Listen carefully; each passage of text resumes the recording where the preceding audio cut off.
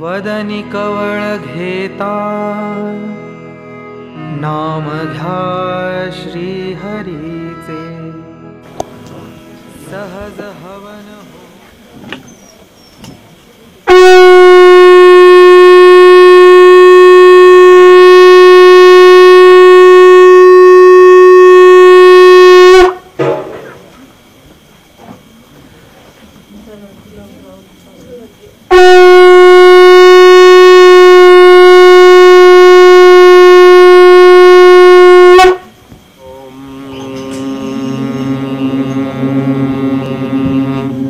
ब्रह्मार्पणं ब्रह्म हविर्ब्रह्माग्नौ ब्रह्मणाहुतं ब्रह्मैव तेन गन्तव्यं ब्रह्म कर्म समाधिनां स्वाहा।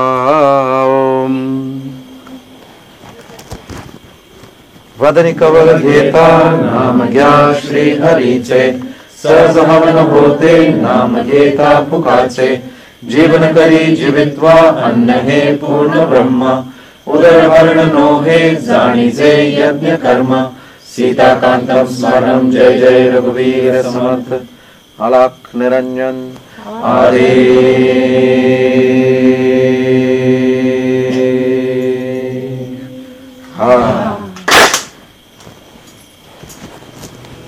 वदनी कवळ घेता नाम घ्या श्री हरीचे सहज हवन होते